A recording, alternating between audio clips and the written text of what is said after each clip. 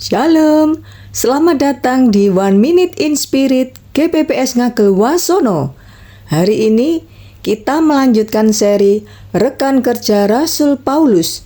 Mari kenali lebih dalam mereka yang turut mewarnai pelayanan dalam Kisah Perjanjian Baru. Shalom saudara terkasih. Titus adalah salah satu rekan pelayanan Paulus yang sangat dipercaya.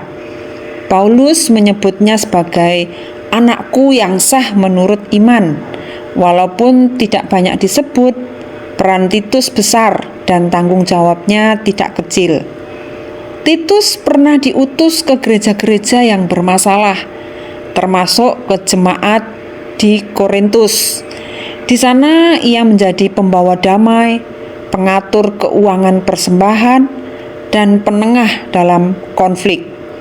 Ia juga diutus ke Pulau Kreta, tempat yang keras dan tidak mudah, untuk mengatur para penatua dan menertibkan ajaran. Itu sebabnya Paulus menyuruh Titus bersikap tegas, namun tetap penuh kasih. Ciri khas Titus adalah keteguhan dalam kebenaran dan kedewasaan rohani. Ia tidak mudah goyah menghadapi tekanan, dan itulah yang dibutuhkan gereja, pemimpin muda yang dewasa, bisa dipercaya dan mampu menjaga kemurnian ajaran. Hari ini, mari belajar dari Titus. Tuhan memanggil kita untuk teguh di tengah tantangan, berdiri dalam kebenaran, dan tetap melayani dengan kasih. Apolos adalah rekan pelayanan yang dikenal karena kefasihannya berbicara dan pemahamannya tentang kitab suci. Ia berasal dari Alexandria, pusat ilmu pengetahuan saat itu. Namun meskipun pandai, Apolos memiliki kerendahan hati yang luar biasa.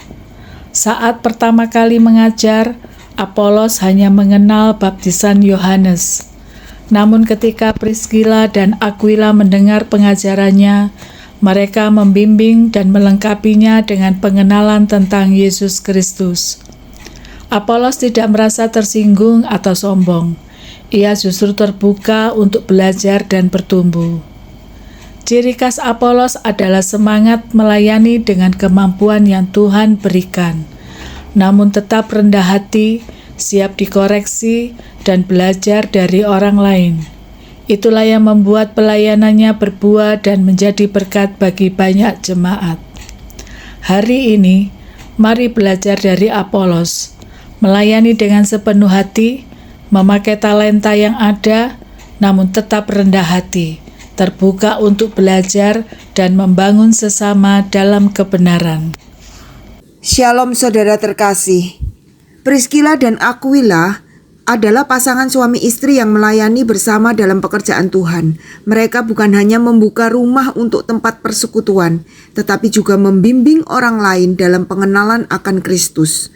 Salah satu contoh yang dicatat dalam kitab Kisah Para Rasul 18 ayat 26, ketika Apolos seorang pengkhotbah fasih belum sepenuhnya memahami tentang Yesus, Priscilla dan Aquila mengajaknya ke rumah mereka.